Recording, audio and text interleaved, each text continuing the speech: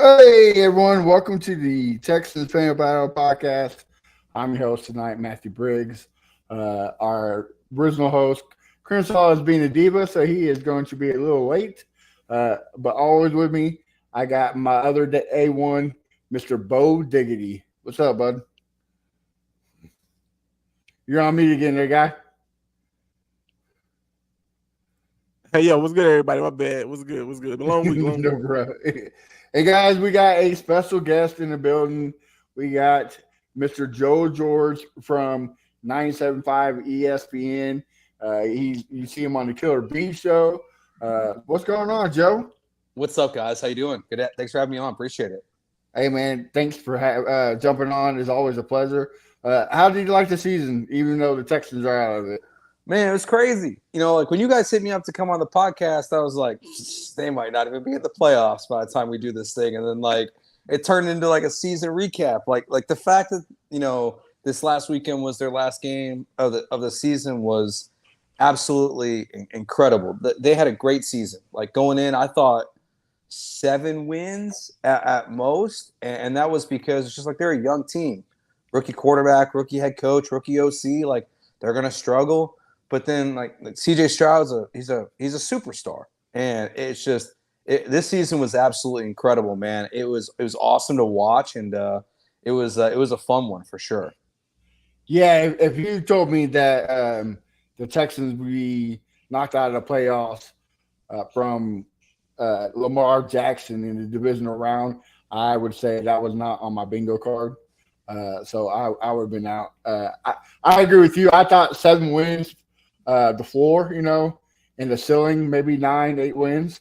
But man, I would have to say probably after the Tampa Bay game, I was like, oh, this is a playoff team. Like CJ Stroud's cooking, the defense is starting to click. Bobby and D'Amico, they're getting the play calling down. Like man, and then you have like some goose eggs like the Jets game, and of course without CJ Stroud, the Browns game, but.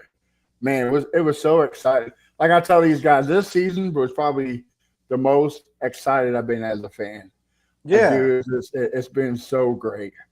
So yeah, and there's just so much to be excited for. I mean, think about like they won 11 games last 3 years combined. They won 11 games this year. Like it's just like you have a franchise quarterback who like you can believe in. After everything that happened with Deshaun, it just seems like. You got a young kid who's got his head on right, and everything about him is perfect. The way he plays football, the way he talks about like his life and everything. Like C.J. Stroud is just everything you want in a quarterback. Like there's been so many reasons. Even like at the beginning of the season, like Will Anderson, him too. Like like the sack numbers aren't there, and then all of a sudden it just like a switch just flips, and he just like starts getting after the quarterback. Like this season was awesome. It was a wild ride. Like. To think back to like the Panthers game and like you lost to that awful football team, the worst team in the NFL, and then to lose in the playoffs to Lamar, it's just it was a crazy run this year. Like this is the best season for fans I'd imagine since at least 2019. But like in the totality of the Texans' history, this year in 2019 have got to be up there for sure. Man, I ain't gonna lie to you. When we kind of got spanked by the Colts, I was like, "Oh man, it's gonna be a long season, bro." Like, oh man. And then we go to Jacksonville, and CJ Stroud's like, "Let me cook." They let CJ cook, and I was like, "This is the team that I thought could be like, Bo, what was your expectation?" I've been saying all year, my floor was 7-10. And they exceeded that expectation. My ceiling was 10-7, so I was actually right on the 10-7 part. But that's to me, I feel like that was more so my fan biasm too, as well. Like that was like I really want the team to do well. I want D'Amico to do well. We had a whole bunch of different quarterbacks. I mean, coaches come in, carousel coaches, and so I wanted the team to actually gel, and they did that. So to see them go from 3-13-1 and go to 10-7, win the division. Because who thought we would have won a division? Like I didn't think that. I thought the Jaguars would still win the division somehow. But for us to come back and win the division and then win a wild card game, get a game at home on a playoff road, and just enjoy that playoff atmosphere because it was amazing. It was amazing. So yeah, like everyone's been saying, it's been a great story, and I'm proud of them guys, man. They were young, they were hungry, and they showed that the Texans aren't a joke. They're going to be here for a while. Yeah. Well, we'll talk more about the Texans and the recap and whatnot. But let's jump into some NFL news. Let's jump off with some coaching hiring.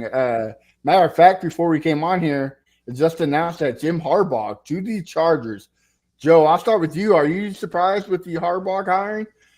And who is the most surprising so far? I know we got a couple more to go, but who you got so far? Man, I mean, for me, it's like the Harbaugh hire makes a ton of sense. We were talking before we went on the air. Like, I grew up in Chicago, a Bears fan originally. And I still am, but like, I kind of always thought Harbaugh, if he was going to make the jump from college to the NFL, it'd be Chicago or Indianapolis. But like, he goes back to the Chargers, where he played football too, like where he was a quarterback, and like it still is the most surprising to me, almost more from like the other side of it. Like, we have 4 teams in the college football playoff. 3 of them lost their head coach this year. Like, it's crazy that like Saban, the Washington coach, DeBoer, and then now Harbaugh, who won the title, obviously, like, are all gone. Like, I thought Harbaugh might stick it out at this point and just like roll at Michigan, but to me, like, he's definitely the most surprising. Like the other, like Antonio Pierce made so much sense, especially that weird stuff about Max Crosby. Like, Max Crosby was going to demand a trade if they didn't hire Antonio Pierce. So like, Harbaugh to me like was the most surprising. I thought he was just going to stay in college, but for Justin Herbert, like, I love it. It's great. Yeah, that Max Crosby whole situation, and then now him sitting out the Pro Bowl. Of course, we'll get to that more. That's just wild. But hey, I mean, if he wants his guy, maybe Pierce is the somewhat D'Amico Ryans, where all the players back him. He's great with the players, so maybe it's a good hire. Bo, what do you thought? Yeah, I think it's a good choice. It's kind of it kind of sucks on the other end because you want to see Jim Harbaugh get an NFL job. He's a great coach. He has great success in the past, but at the same time, that's AFC. Right. Like we were okay with the Chargers being just okay, but now you're bringing in a mind like him, and you got a young quarterback, and I'm sure they're going to make some changes in the front off. I mean, in the scheme of things with defense and offense, so they could be contenders again, and we don't really need that. We got enough contenders in AFC, so it's gonna be interesting to see how he does with what he does with Justin Herbert, and if he can get the same kind of magic that he got out of Kaepernick them years. So I'm curious to see what happens, especially in that division with the Broncos, Chiefs, and Raiders. That's gonna be a fight. It's gonna be a fight.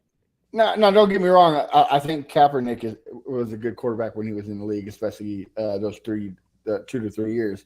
But is he really like Justin Herbert level? I think this is the first time in his whole coaching career he has a quarterback like that. Yeah. So and now you get him a GM that's not Trent Baalke and fight every move that he tries to do. Like, man, it might be magic. Like you said, I'm kind of upset about it because I feel like when he went to the 49ers, he probably didn't have all the cash that he has now. I feel like now he's going to pick his own GM. He's going to pick his coaches. He's going to pick I'm sure because he could have probably been already signed a contract with the Chargers, but I bet he wanted to get all the writing, what he wanted to do, how he wanted to do it to make sure that you can't say nothing in these 5 years. It's going to go my way or the highway. So shout out to him for that. For sure. All right. Well, let's jump in a little more. And again, a game in the playoffs, Jason Kelce went to Buffalo to watch his brother kick some Bills' ass. Before the game, he got drunk. He got sauced with the Bills Mafia, and then in the suite, jumped out the window, taking his shirt off, picking up fans. Again, I'll start with you, Joe. What was your take on this? And are you a Jason Kelce fan? Man, I don't know how you don't love that guy. Like, he's so fun. It is just like I was actually watching earlier. They put out a clip from their podcast, like him and Travis talking about it and how Jason's wife was trying to tell him like not to do what he did in the game. Like, it was just so funny. Like he's just such a genuine like just dude. I mean, like it was so funny to watch him do that. Like the Chiefs are literally going to ruin the Bills' lives for like the 5th year in a row. and he's out there in the stands drinking with their fans. He's taking shots out of bowling balls before the game. Like, I love this guy. Like, if I die and can be reincarnated, I want to be just like Jason Kelce.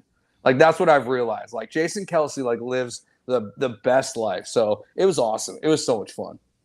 Bo, now, if you are a TV network and you're coming up with TV shows idea, are you reaching out to the Kelce's and say, hey, let's you got to. You got right. to. I feel like in the next, maybe, like, once it retires, it's going to be a Kelce show.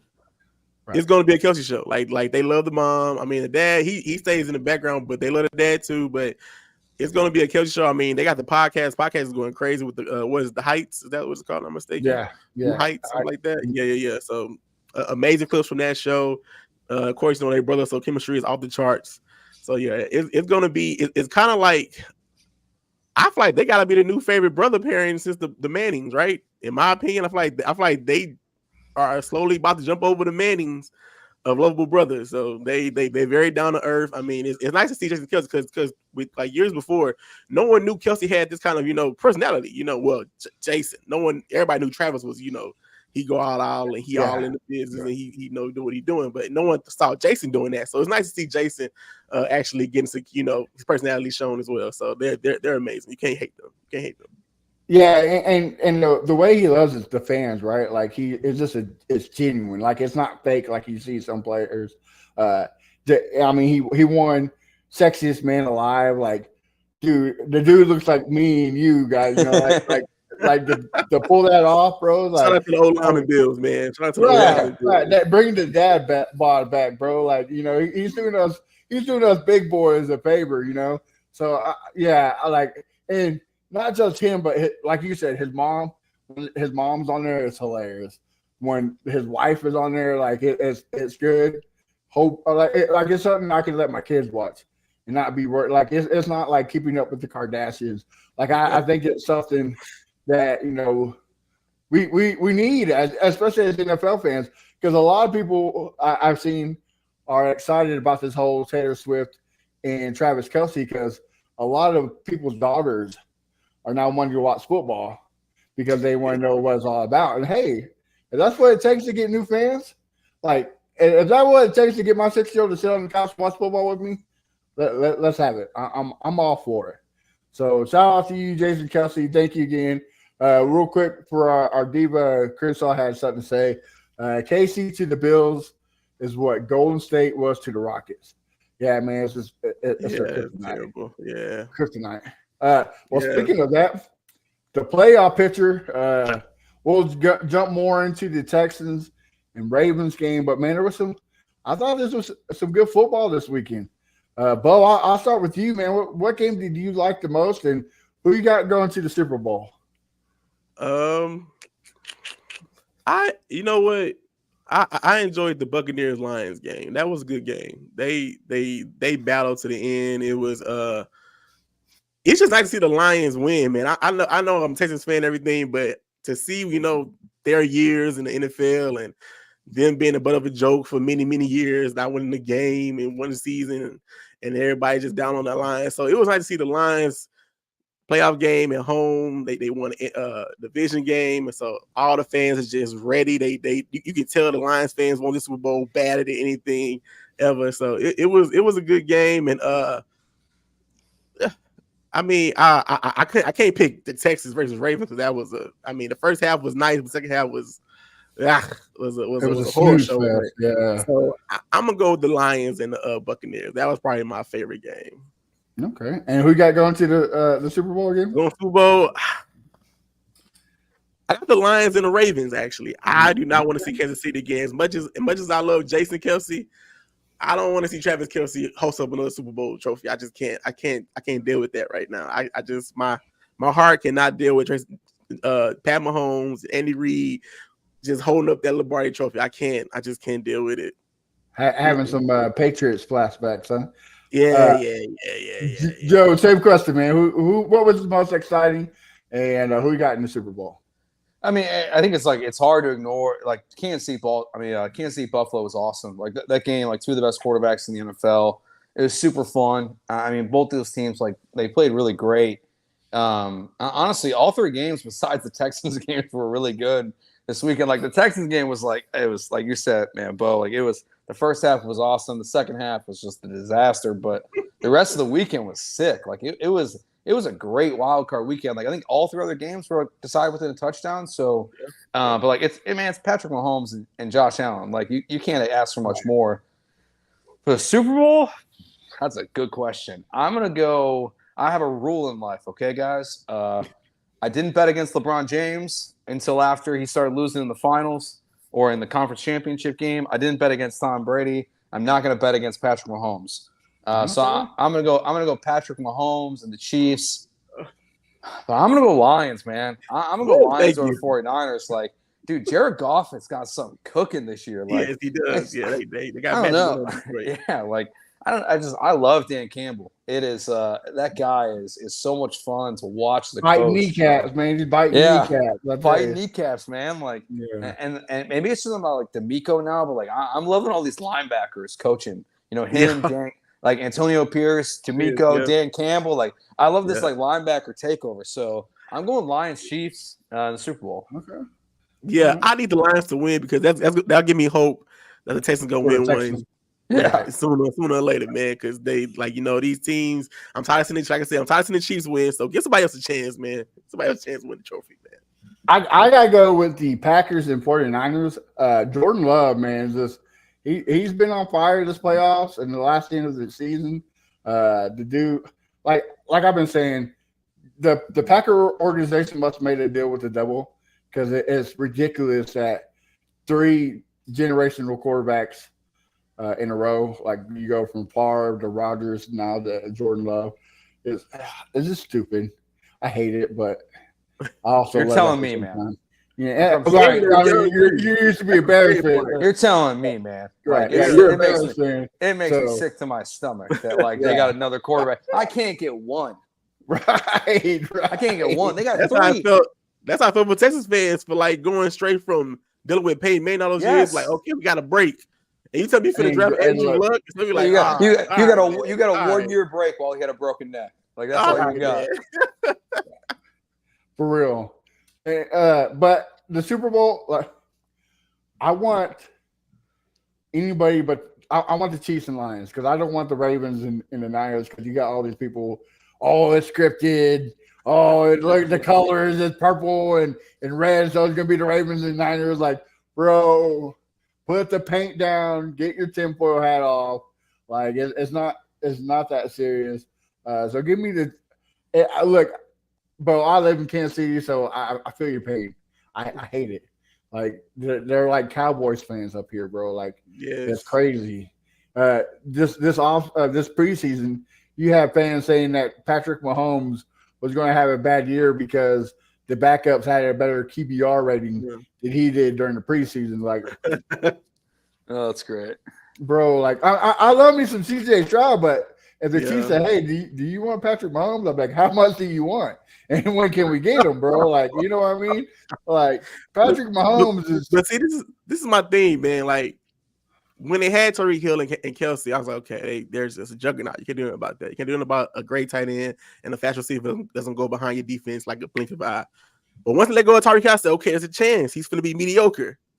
And then he won Super Bowl. I'm like, all right, so maybe Tyreek Hill wasn't MVP. And then this year, I say he has no receivers. He don't have a top 5 receiver, a top 10 receiver. He got a bunch of threes. And he still gets to the AFC Championship. So it's like it's like Joe said, you can't bet against him because the car he gonna always have a loaded deck. He gonna always have like the king, all the spades. He don't have all the spades. You can't do nothing about it. It's like Tom Brady. You can't bet against him. Yeah, especially injury. You can't do nothing about that. And the defense. See, that was the thing before when he won those early ones. Defense wasn't that good, so he was like, okay, he had to drop 30 points a game, right?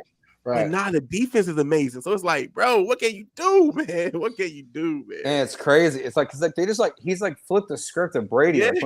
Like when Brady won his first like two Super Bowls, like he didn't do much. Like he was game manager. Yes, like it was like Rodney Harrison, all those guys like dominated. And then Tom figured it out later and like they were sick. But like This is the opposite. It's like their defense is so good, and then like in the run Pat game. just dude, I love Pacheco. I love Isaac Pacheco. Yeah, he's sick. Yeah. Yeah, and the crazy thing is, it's not like Patrick's not, making the plays. He's getting the ball to receivers, balls, but they're just dropping them, bro. Like I was like, dude, if I was Pat Mahomes, I'd be one pissed off dude right now because like, how many game-winning touchdowns did he have, and they just drop it or get called back stupid penalties? Like, bro, you're costing me money, bro. Like, and yet they still in the AFC Championship. It's still in the AFC Championship. That's me, man. Yeah. He's like LeBron, man. He's out there proving the reason. I'm telling you, man. All right. Well, fellas, let's jump into some Texan news.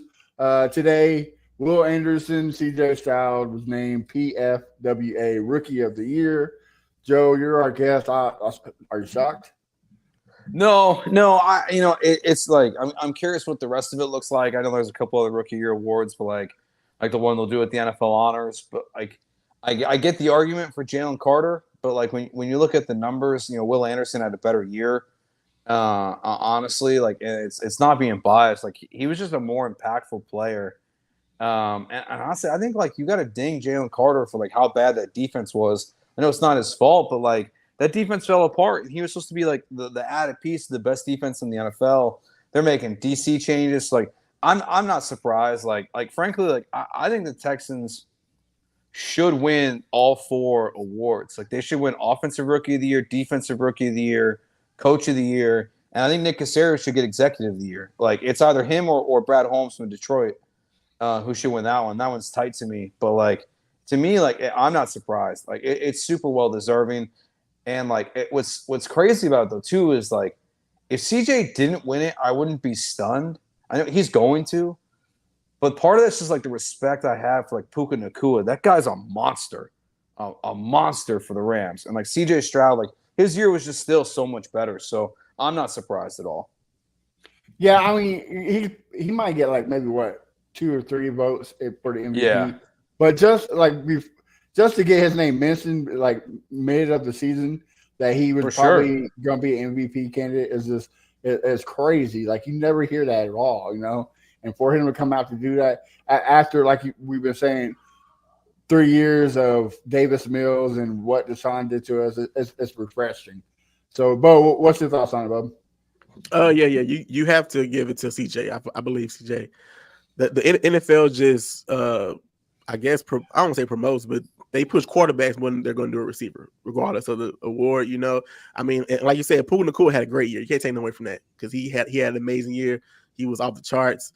I wish they would like do like a receiver award for him or something, a rookie receiver award for him or something. But it's going to CJ now with the whole Jalen Carter and Will Anderson. It's like Joe said, beginning of the season, Jalen Carter was all the rage. Everyone talked about Jalen Carter this. Will Anderson didn't really get the spotlight until toward the end of the season. And I felt like that recency bias is going to help him. It's going to help Will Anderson get the votes to get the Defensive Rookie of the Year. And like Joe said, the Eagles just collapsed. Like if Carter was still doing what he was doing beginning of the year, dominating, but he really disappeared. No one really talked about him toward like November, December, January. No one said nothing about Jalen Carter. I didn't hear that much about Jalen Carter. And plus, he already went to a stacked defensive line as it was. So I don't see how he gets to the award of Will Anderson Jr. Will Anderson Jr. came in.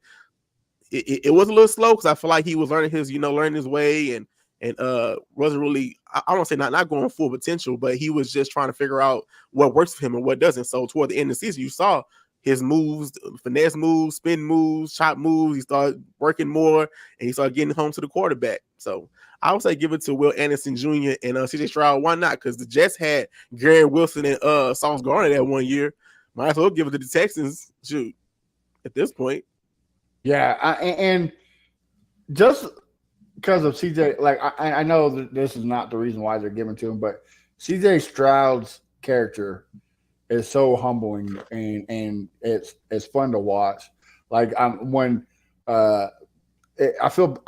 don't feel bad for Tyler Goodson because we went to the playoffs, but when Tyler Goodson dropped that ball, he started crying, man. Like he's a human just like us. Like he's emotional, and him, being religious. I know that's not some people's cup of tea, but it's a fresh breath air instead of me, or whatnot. So for somebody genuine as CJ Stroud, it's refreshing. And I agree with you, Bo. Like Jalen Carter fell off, and Will Anderson, he was there the whole season, and he got better while the season went on. And I don't think the defense catches fire without Will Anderson, especially to run. I don't think we're a top 3 run defense without Will Anderson. And, everybody wants to say J.J. Watt was a sack monster, which he was. But a lot of people forget how great J.J. Watt's run defend game was. And I think that's what we're going to see in Will Anderson. Hopefully he becomes as dominant as J.J. Watt. I would love that. I would love to see some 20-sack season. But just to have an overall great game, yeah, let's give it to him. Plus, again, 3 years, man. It's been rough on us. Give us something to be proud of, man. Like, we're tired of it, man. And speaking of Will Anderson, I said earlier, Max Crosby is sitting out of the Pro Bowl. So Will Anderson is now a Pro Bowl starter. Another one. Jojo, I'll start with you. Are you pumped about it, or is it – man, honestly, like, I wish I could be. You know what? Like, if they're going to tell me Will Anderson's going to play, like, tight end in the flag football game, like, I'm in. Like, Will Anderson playing dodgeball, like, just please don't get hurt. Like, that's all I ask. Like, please don't. Like, I wish the Pro Bowl mattered, but, like, it's just something that, like, all the big sports, like, they struggle with. Like, they just can't get the game to matter. It's a cool accomplishment. Like, honestly, the Pro Bowl I was good with the Pro Bowl until last year. They ruined it for me. No disrespect, because he's a good backup quarterback, but he's a backup. When Tyler Huntley made the Pro Bowl last year, I was like, I'm out. Yeah. Like, I'm out. Like, it means nothing. Like, it's cool. Like, I know there's contract incentives, but, like, it's good for Will Anderson, like, to get that recognition for sure. But, like, it doesn't mean to me, like, what it does now to what it used to. And, like, I mean, we're all not that old. Like, I can tell. Like, I don't know how old you guys are, but, like, I'm 31. Like, the Pro Bowl, like, mattered to me when I was growing up. And, like, it's nothing now. So, like, I mean, they're not even playing a game. I'm excited for him. I think he's going to be a beast at dodgeball, though, for sure. Yeah, if I see that big monster of a man coming at me, I'm like, just here you go, man, free shot. Yeah, for sure. Just don't kill me, bro. Yeah, don't hit me in the dome, and, like, we're okay. Yeah, right. Money maker, bro. Can't hit. But what you thought? Yeah, I agree with Joe. It's not like it was back in the day. It was after Super Bowl, so it felt more like it meant more because to us the football was over with. So we still got the Pro Bowl. We got one more game, and they're going to be in pass, and they're going to actually hit each other. So I get it. It's a safety issue, I understand. So they made it more, I guess, appealing. So the little mini games, and it's, I guess, a little cool camaraderie. But yeah, I'm happy for him because, like you said, it might not mean nothing to us, but I guess it's going to be something when it's contract time, when he can say I was a Pro Bowler my rookie year. Maybe helps him with endorsements. Maybe it helps him with sponsorship. So it's going to help him in the long run. But as far as like just straight for the NFL as just this achievement is amazing. I don't feel like it don't hold the same way as it did back in the day, but it's a great accomplishment because we can say we got more than one Pro Bowler on the Texans right now. but it's like Joe said, it was years where Clowney was a Pro Bowl, and I was like, do not get hurt at the Pro Bowl, please. Yeah. Just do whatever you do, just don't get hurt, man. Like just go out there, have fun, run around, but please don't get hurt. Please don't get hurt. And who was it? Who was it? Carson Palmer? When Carson Palmer got hurt, I was like, I'm good. I'm good with my players getting. Like, don't get hurt, man. Just go relax and just be chilling. Go talk to the camera, talk to the fans, all that good stuff. But just be safe, man. Yeah, most definitely. All right, guys. Well, let's jump into the depressing part of the show. We had a recap Sunday, so a lot of the fans got to see what we thought of the game. So, Joe, let me get your recap of this disappointing loss, and what do you think we should have done different? Oh man, where do you start? It's right. Like first, like the offense just couldn't get going. Like that's where this game to me, like, and I know we'll talk about the offseason. Like this is like really like shows like where you miss Tank. You know, it's like just that other receiver to like make things easier for CJ. They were just missing it. And like the offensive line, as good as they were this year, like it was tough. And the hardest part about this game is that you can't fix Patrick Queen and Roquan Smith. Like they're probably two of the best inside linebackers like in the NFL, and like they're on the same team, flying around the ball. Kyle Hamilton, like they're just monsters. Like the biggest thing I think, like if you're gonna look back, is like the first half of the game and in week 1, like they did a really good job containing Lamar Jackson. And then I don't know if it's when Christian Harris got hurt, but like something changed in the second half where like he was cooking and getting 20 yards, 15 yards on the run all the time. And like, and your offense just wasn't getting anything going. So your defense got gassed. And it's just, it kind of felt like everything that went wrong without turning the ball over went wrong. And like, and so I guess the biggest thing too, like I haven't mentioned yet, I'll point to, we were doing a watch along on 97.5's Twitch. And we were playing a game at one point of like, who's the penalty on? Like it was just like, it was like which offensive lineman is jumping off sides this time? Because it was, the first one was easy. It was Laramie, like always. But then like after that, it was like, who is it on next? Every single offensive lineman besides the center and then went off sides. Yeah, and on defense too. Like, oh, it's just so many pre-snap penalties. Like that's got to be like number one.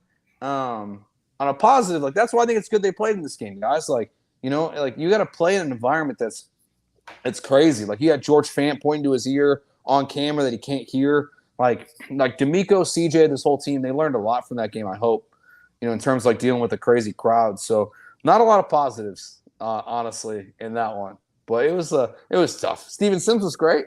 I love the high step. Yeah. Like, I mean, that's the only positive, right? The only highlight we got. Yeah. That's why I told the guys on Sunday. I said, man, this shows you the youth of the team. Like they don't have the experience of a big playoff team, not yet. I mean, we'll get there hopefully, you know. But this can show you that, you know, we weren't ready for the environment, or I guess let's be frank, you know, the talent that we played against the Ravens was just excellent. Like I'm top to bottom. The defense was great.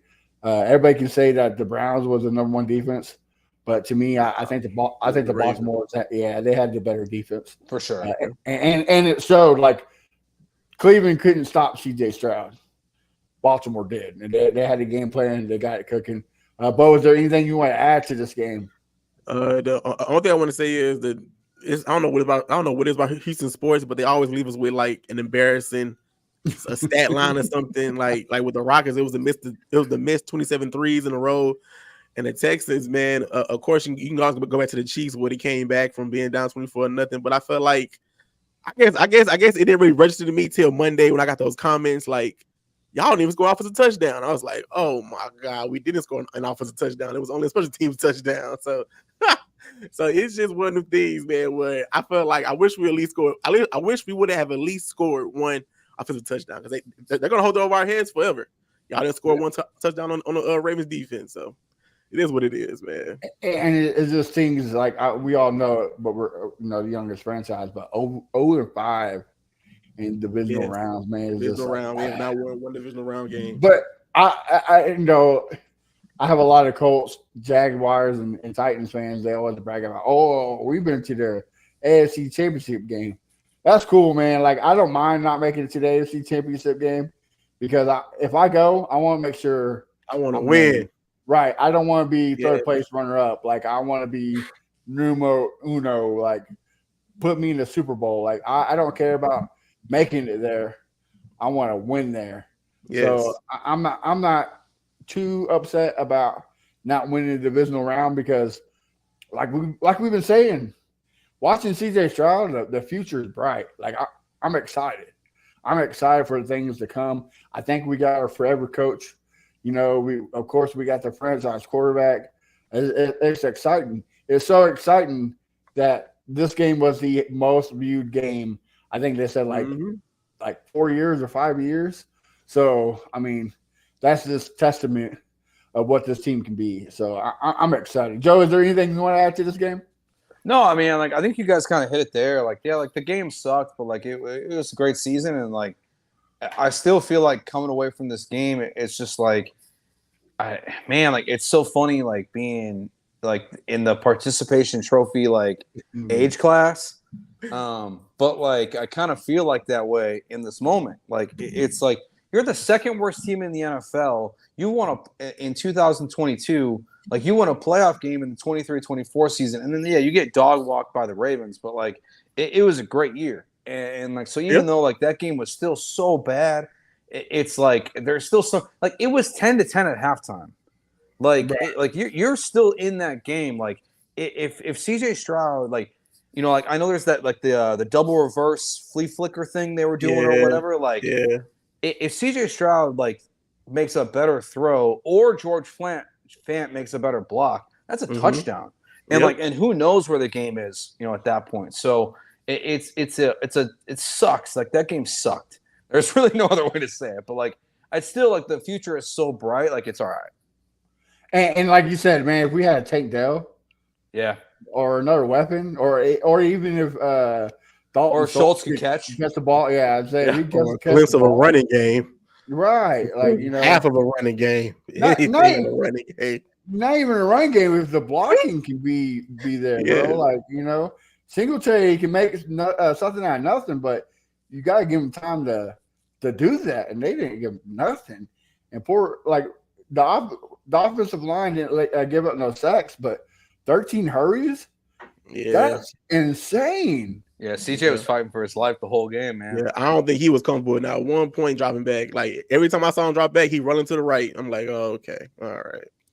And to me, it was like that Tampa Bay versus Kansas City game. Oh, yeah. Where in the Super Bowl where Pat Mahomes was running a mile around and making crazy throws, and they're just dropping. Like CJ was making – like some crazy sidearm passes by getting hit, and Dalton Schultz drops it. Robert Woods drops it. It's like, bro, come on, man, do this guy some favor, and please, you gotta protect him. Like, I don't want him getting hurt and to be a Robert Griffin III situation, which I don't think it will, but still, no CJ is bad, so we got to protect him. Anything else before we move on? I'm good. Yep. All right. Well, let's talk about the season recap and off-season preview. Joe, we kind of talked a little bit, but what if you had to describe this season, the recap of it? What is it? Man, it's a home run. Like your quarterback has the greatest rookie season I think in NFL history. Like his numbers are so comparable to Andrew Luck, which has been like the gold standard since he entered the NFL. But what's so different is I think Andrew Luck threw 18 interceptions his rookie year. Stroud threw 5. And so it's like the yardage is like 200 off. The touchdowns are exactly the same. It's like you're a franchise quarterback. You have a great head coach. I think you're going to keep your offensive coordinator for another year. You're going to lose your quarterback coach, I think. But like this season, it's special because you found like you have a franchise pass rusher, a franchise quarterback. You found 2 superstar wide receivers, frankly. Like Nico Collins elevated his game into a way like I didn't think was possible, which like it's just like a Davis Mills is like, sorry, dude, like you stink. But and then like you have Tank Dell, like who was incredible throughout the year, and Nick Caserio just like he worked his magic all year long. Like whether it's like Singletary or George Fant or like their 4th and 5th centers and guards they were using, like Derek Barnett, like they found a way to like find talent at a cheap price. Their young talent exceeded crazy expectations. So this season, like if you're gonna go letter grade, it's an A+. Like there's nothing. Oh, okay. I don't think there's anything really negative to say. Honestly, like there's pockets of time where like CJ, like he got sacked a lot, 11 times I think in the first 2 games, and then around the concussion he got sacked a lot too. But like this team, like with everything they dealt with the injuries and being so young, like you can't ask for a single thing to go better besides maybe the Carolina loss. Yeah. Okay. And you also say cutting Desmond King to bring him back and he's playing out of his freaking mind. That's funny. too. But what's your recap on it? Yeah. I agree with Joe. A+. I feel like you have to grade this season with beginning to say no expectations. You have to start with saying no one had divisional round expectations this year. If we're going to be honest, if you talk to, I guess, the media, analysts, sports analysts, fans, no one saw the Texans 10-7 in the divisional round against the Ravens. So you have to give them A+ just from that end, and you grade them on the curve with, like you said, a head coach is a rookie. Your offensive coordinator is basically a rookie offensive coordinator. You got a rookie quarterback. You got a rookie, I guess, your number 2 receiver, Tank Dell. You lose him, but he was a rookie. Your offensive line, like Joe said, you're makeshifting offensive line all year. You never had a full 5 offensive linemen. You never had the same 5 throughout the whole year. So you're over there mixing up pieces around, and you're picking up Adrian Amos, Kareem Jackson. You're picking up that's King back, and you're cutting people. So it was just amazing to see, like, the talent of this team. And as fans, we have to look at it as like they're going in the right direction. It's been years where you saw the stock going down. So you finally see the green arrow going back up. You see, we're going to buy some of that Texas stock now. It's rising up again. It's rising. So yeah, everybody want to buy it right now while it's starting to rise up. So you see the fun. You it's exciting now. Like, it's been years where you're like, oh, another season come. I'm excited for football, but I'm not really excited to see them play. You know what I mean? So everyone's waiting for August. I know I'm waiting for August. If I had a time machine, I'm going straight to August. I want to know what we did in the draft. I'm ready to see Texas football again. So yeah, I'm giving them an A+, man. And I don't want to be that spoiled fan that say we got to win the division every year, but you can't go backwards. You cannot go backwards. This cannot be less than a 7-win season for 2024. I do not want to see no 6-11, no 5-12. I don't want to see that. Keep going. New York Giants. If you can go to this 10-7 again, go 10-7. But don't go 8-9, 7-10. I don't want to see that. Yeah, we do not want no New York Giants type of season. Exactly. We want to be on the rise. Yeah, I agree with you, Bo. Like, if I could be the opposite of a bear and hibernate through summer and just put me in August, like, bro, I would do it. Yeah, like, I would sleep. Like, I mean, I love baseball. Like, that's my number one true love. But this team has got me so pumped. I'm like, bro, like, come on, man, hurry up. Time's are wasted. We got some good football to watch. Like, you gotta give it A+, right? Like, anybody who says otherwise just didn't watch the team or is a hater. CJ Stroud played out of his mind. Will Anderson came on fire when he needed to come. And the resurgence of Jonathan Gennard is refreshing. And then not a lot of people, because you got Gennard and Anderson on the other side, a lot of people sleeping on Rankins. Rankins had a pretty solid career, or not career, but season. And then you got my boy Harris County coming out here and looking like Fred Warner, bro. Like, it's just exciting. You got people, like Joe said, you got people elevating their game on all sides of the ball, and it's exciting to see. So you got to give A+. You got to be optimistic for next season, especially with $68 million or something like that in cap space. Yep. You still got some good draft picks. Like, bro, it's time to build. It's not time to sit around. It's time to, we're win now mode. Like, it's time. Throw the book at it. Whatever we need to do to win, let's get it. All right. Yeah. 2 years ago, free agents was see 713 be like, that's the Texans. Don't pick that up. But I guarantee you, February and March, they said 713 number. They pick it. They breaking that phone after that phone. Hello, y'all got CJ Stroud? They coming now. They will big be. time. I promise you that.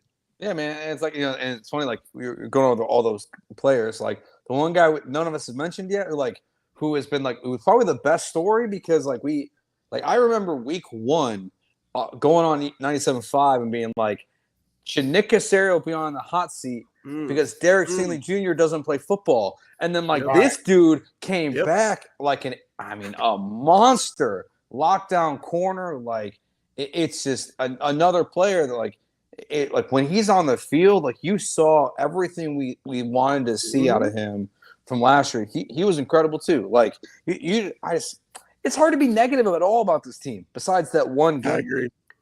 Yeah, I agree. And like you keep saying, you get another year of D'Amico being a better coach. Like the scheme is going to fix it. Yep. Bobby and Gerard probably most likely going to leave, but hopefully you got somebody in place to take over their spot, and this offense still shining in that system. Go get a Clint Kubiak. Go get somebody who's familiar with this offense. Hell, bring back Gary. Like, hey man, I know you're enjoying sipping some beers there in the pool, but like, bro, get your ass back in Houston. Like, we got a Super Bowl to win. Yeah. You know what I mean? Like, I agree.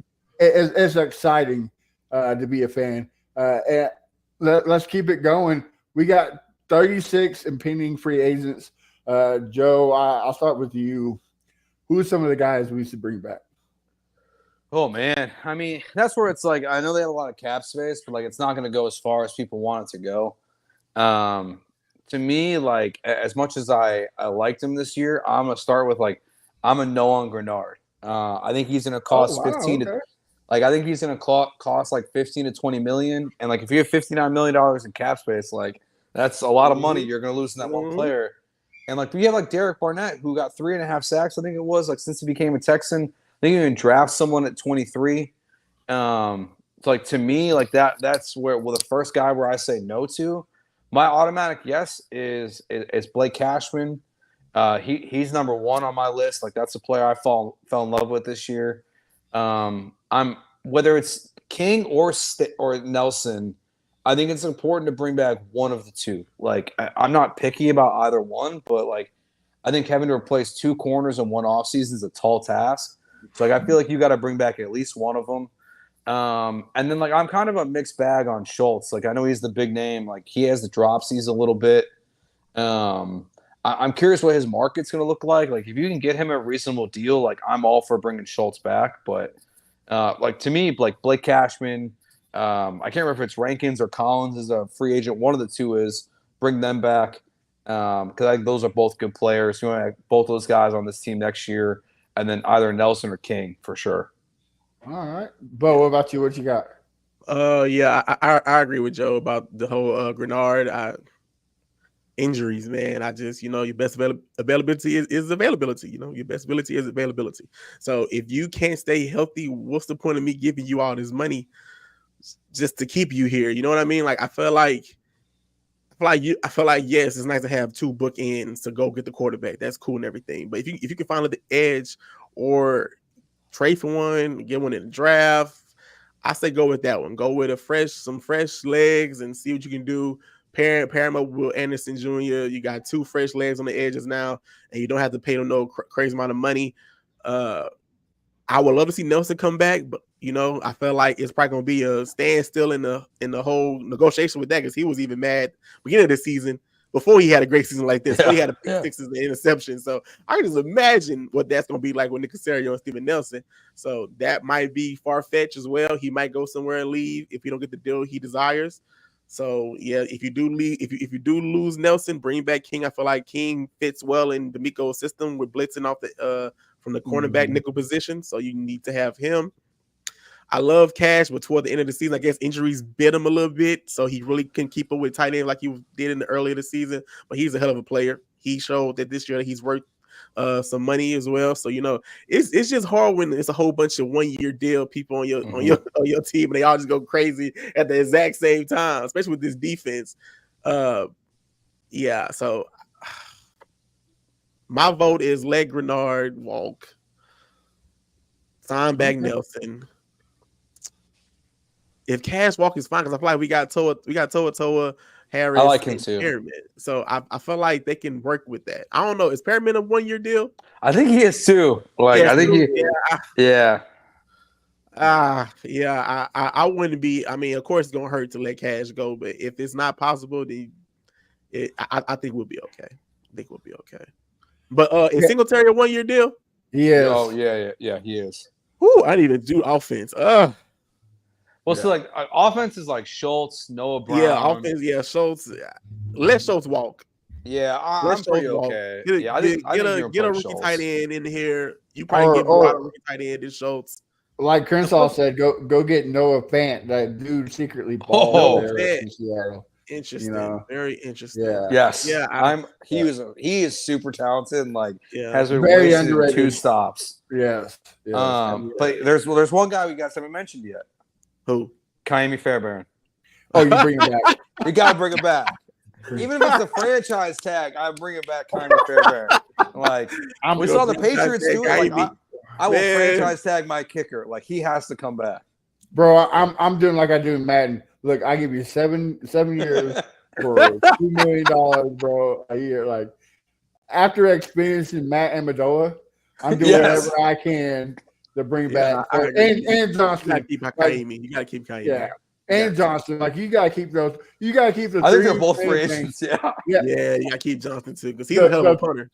The 3 main guys on the special teams: John Weeks, Johnson, and Fairbairn, are all free agents, and you bring them all back. Yeah. I think I agree. You're right.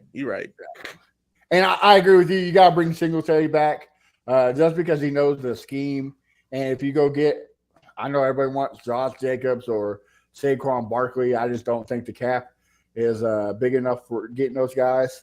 If you want to keep getting other pieces, and I don't know why you want an old running back. Well, I don't say old, but I don't know why you want a running back that's been being shelf life is right. Go get a rookie, right? Go get a rookie, and that's another reason why you keep Singletary, right? To help that rookie grow. So that's I say you bring Singletary.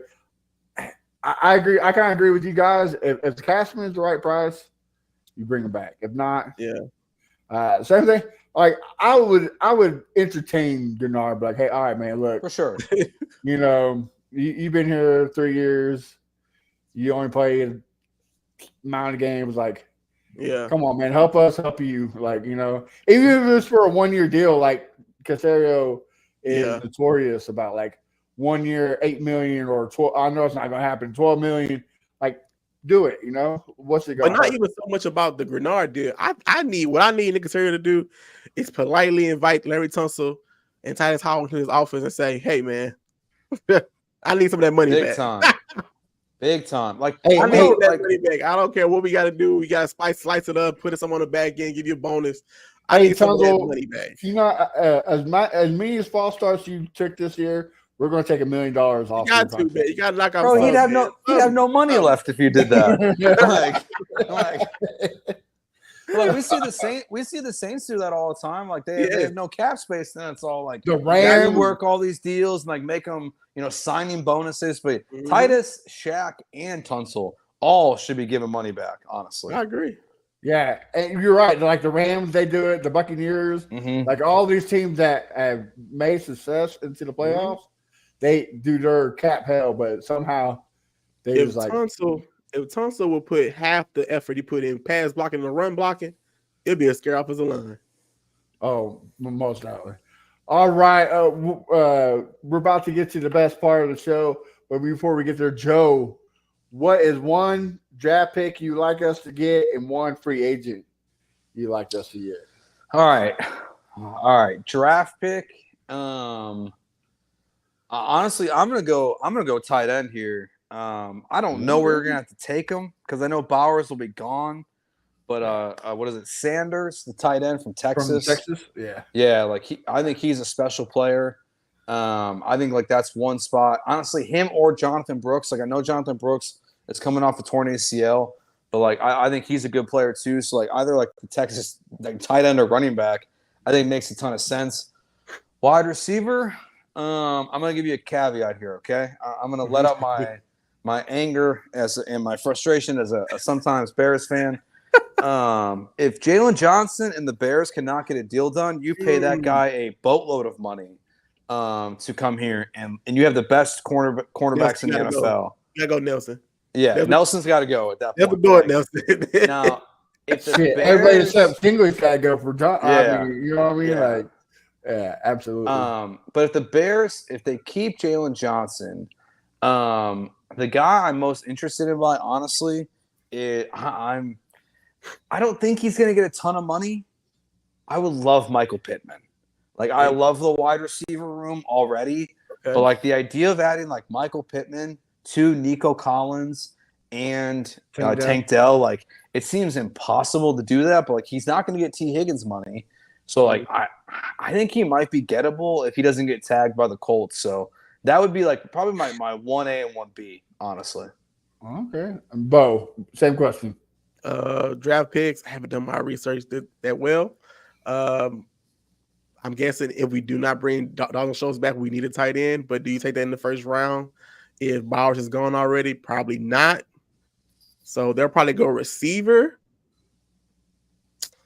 I've been seeing Keon Coleman go around the mock drafts and whatnot. Mm-hmm. But I guess a receiver really doesn't matter. Just give me a kid that's going to be explosive and not be like Robert Woods running in sand. And can catch pass, So I'll take a receiver in the draft.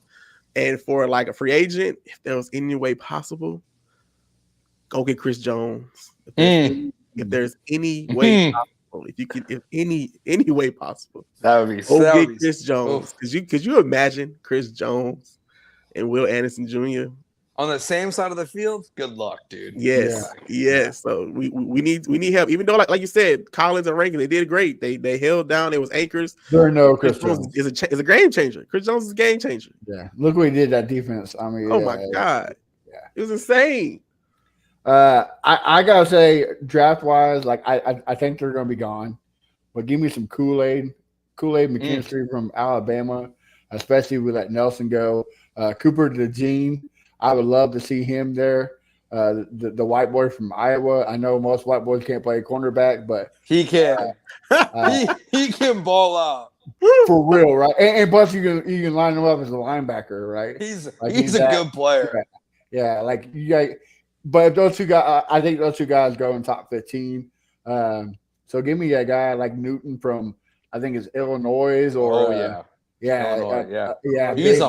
he's a monster. A big DT, a big old right in there. What we need, free agency. The reason why I want this, I think they're going to franchise tag him, but the reason why I want this guy is one, we're sticking to the Jags, and two, him and Will Anderson on the same opposite side of each other. Give me some Josh Allen, bro. Like, gosh, Allen. I wouldn't pay Jonathan Gennard $20 million, but if you give me Josh Allen, I'll give him $20 million. Hell yeah. With him and Will Anderson, bro, you're eating. Like it reminds me of the days of Derek Brooks and Simeon Rice. Like either way you go, you're going to get a sack. So, gotcha. You got to get that to me. So, anybody else y'all looking to get? I mean, like, I'm good.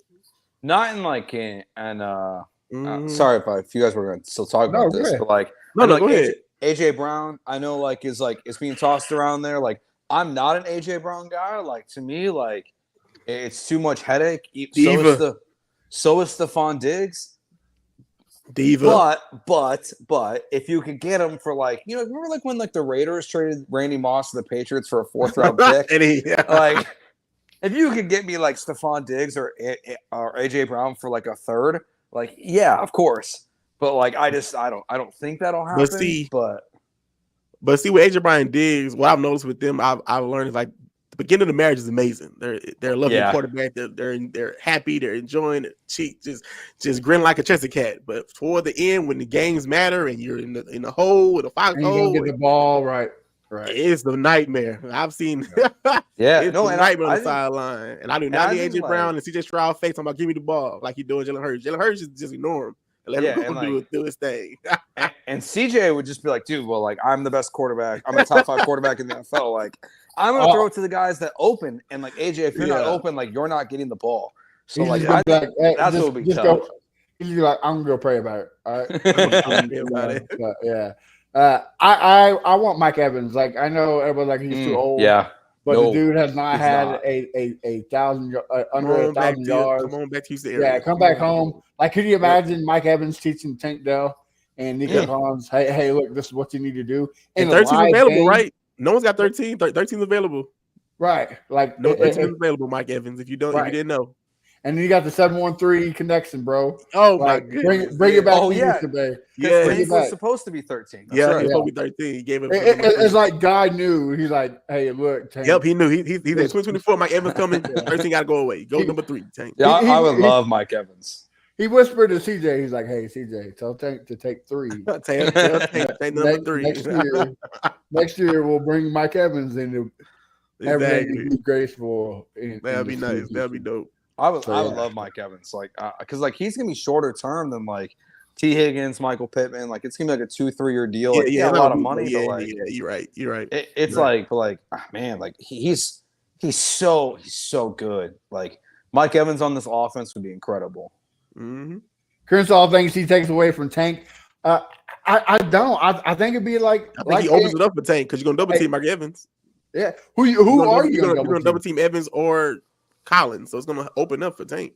Or double team Tank and it's gonna open. I'm like, it's a 3-way monster, bro. Like, and then the way Bobby, well, if Bobby's still there, his offense sometimes there's only 2 receivers on the field at a time. So hey, maybe they can rotate. I don't care who get in. Just stay healthy. I would like view it this way: is like if they sign a big time wide receiver, then like I think there's a really good chance that you're gonna have Brevin Jordan and then like a specific like blocking tight end on the team. So it's like all the targets that were going towards, Schultz and Noah Brown and Robert Woods would then like go like be dispersed between Tank Dell, Mike Evans, and Nico Collins. I agree. Like, he has that's to be why creative it and get the ball to Schultz in them. I agree. Yeah. It would be like the Broncos when they had Eric Decker, Demarius Thomas, Walker, Demarius Thomas. Like who Thomas. Emmanuel Sanders. Like, they had. Who are you gonna get beat by? Like, who are you gonna get beat by today? Right. Like, I mean, in Arizona with Larry Fitz and Bolden, like, bro, I would take that any day of the week, man. So, well, guys, before we end the show, there's a fan favorite where we get to ask Mr. Joe George some questions. Bo, I'll start with you. You got a question for Mr. Joe? Let me see. What made you decide to get into radio? Like, was it something you always wanted to do, or was it just like a last second thing, or did you see someone talk to you about it, or how did that happen? All right, so I remember my dad. He's an English teacher and like a theater director. So like when I was in high school, I did like plays and musicals and stuff, but then played football as well. But like I remember like my dad, they did an open audition for the public address announcer for the Cubs. I remember my dad doing that, and I was like, "Oh, this is really cool." And then they're like, when I went to college, and I was like, didn't really know what I wanted to do with my life. And I was like, man, I listen to the radio all the time. Like, the score in Chicago is like was literally started the day before I was born. Okay. So like it's just like I like grew up on sports radio like as it was like peaking, I think in Chicago. So I was just like I think this is what I want to do. And like I was going to school to be like a teacher. And then it was like, this is stupid. I was like, this is too much work. I was like, I'm gonna do radio. Honestly, like, I did it because I was like, I'm gonna dick around in college. Like, there's no other way to put it. Like, I was like, whatever. Like, I'm gonna get a degree, and then like I did it, and I fell in love with it. So it's like a combination of like public speaking and like sports that I loved, and then just like kind of stumbled my way into it. Honestly. So you're born and raised in Chicago? Yeah. I lived in Chicago until I was 23. So So I moved to Houston in 2015. Okay. For like my first my first radio job was in 2014 at WGN there. They used to be like the home of the Cubs, and the Blackhawks. Like that's where I started. And like right after I graduated, I got an offer to move to Houston like March of 2015. Okay. So I've been down here for like 9 years, like April 1st. So my last question is, I know you probably get this all the time, but I've heard mixed reviews. People say yes, people say no. But as a native Chicago pizza. All right. Yes, no, thumbs up, thumbs down, Chicago style. What you got? Chicago deep dish, thumbs down. See, that's that. Yep, that's how I know you're native. That's because it's like y'all say that. It's tourist pizza. It's tourist pizza, and it's like celebration pizza. So it's like we would get deep dish like when I graduated high school, or like when like it was a birthday party or something like that. Like The real Chicago pizza is super thin. It's called like tavern style. So it's like it's super thin, cut into squares. That's like real true Chicago pizza. Got you. Yeah. Okay. I mean, I still like deep dish and but I don't miss it. Like I don't when I go back home to like see my friends, like I don't go get deep dish pizza because I'm not waiting 45 minutes for a pizza. Like it's not for me anymore. That was all my questions. What you got? Yeah. Well, since speaking of AJ Brown being a diva, our diva Crenshaw, since he couldn't make it, he has a question. Which is better, Garrett's or Double Good popcorn? He said his is double good because it's good. Okay.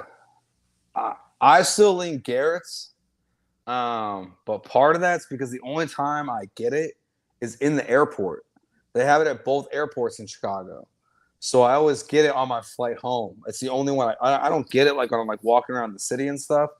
But like when I'm like coming back home, I always get Garrett's. Like I love Garrett's. It's so good. Honestly, you can't go wrong. Like it's so stupid that like it's so funny that's a question because like it is like a real debate. But like I like Garrett's more. Okay. Well, you like you said, you are a true Chicagoan at heart, and then you kind of adopted the Houstonian life. Yeah. So let me ask you, man, which one has the richer culture? Is it Chicago or is it Houston? Oh man, this is a good question. Man, because they're so different. Yeah. Because and they're both great in their own ways, right? Yeah, they're both incredible. Because in Chicago, like you have like these like kind of like it's not the best word to use, but like it's the reality, like kind of like segregated neighborhoods. Like you have like this like you have this like Polish neighborhood and then this Irish neighborhood. You have Little Italy, and then you have down like there's I can't remember, it's something there's like this Asian neighborhood. So like they're very like secluded, diverse, segregated.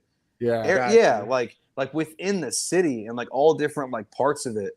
So like it's kind of cool where like you can really like visit like a culture like in any way.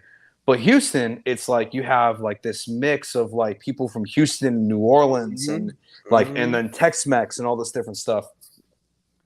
That's a good question. I'm gonna say, man, I love Houston. Like I've had opportunities to move back to the Midwest. My wife is from here. We have my son's about to turn 3 in March. Like unless someone offers me a shitload of money, like we're never leaving Houston. So like because I'm never leaving, like my plan is to live in Houston for the rest of my life. I love it down here. So like I guess my answer is Houston, honestly. And no snow, right? Can't beat that, right? Man, yes, no snow, but like this bullshit we were dealing with the last 2 weeks sucks. I left Chicago for that stuff. Like it's not supposed to be this cold. Yeah. Okay. I did have one more question before you go. Yeah, for sure. One more question. Cubs or White Sox? Oh, Cubs. Okay. Cubs all day. Okay. All right. So here's another one: Cubs or the Astros? making you choose. All right. Okay. If the Cubs and the Astros, like in 2018, I was convinced. I was like, the Cubs and the Astros, the Cubs won in 2016, the Astros in 17. I was like, we're going to get Cubs-Astros World Series. If the Cubs or the Bears play the Texans or the Astros, I would always root for the Chicago teams. Like, I am like, I love the Texans. I love the Astros. The Astros were like the team I adopted first, and like the Texans have like.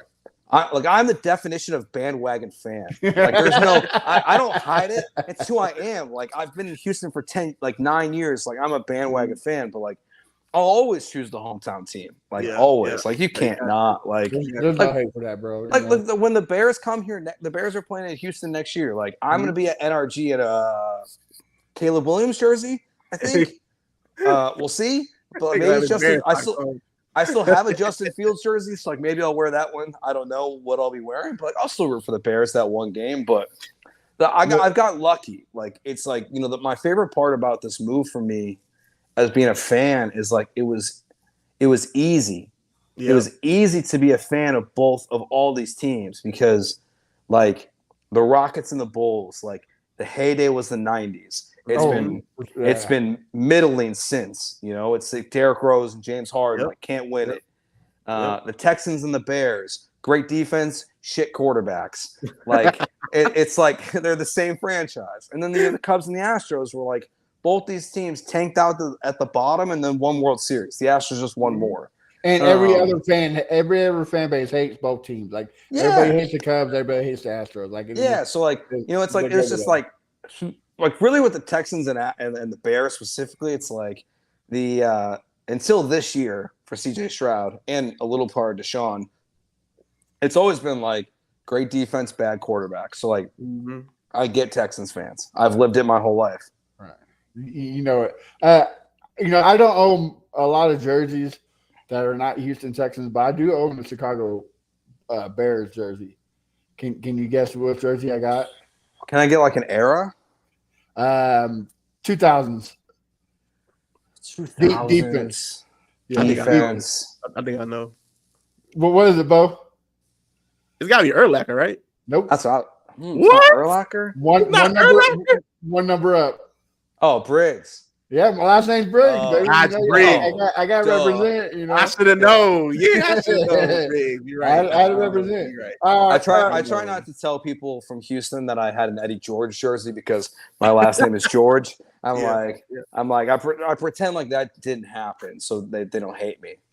Bro, look, like that's the reason why I hate the Titans so much, because I remember being a fan of the Oilers when they drafted Steve McNair, when they drafted Eddie George. Like, ooh, man, we're gonna be good, and then these motherfuckers leave and they go to the Super Bowl. Like, Lola B. Hall, be out of here.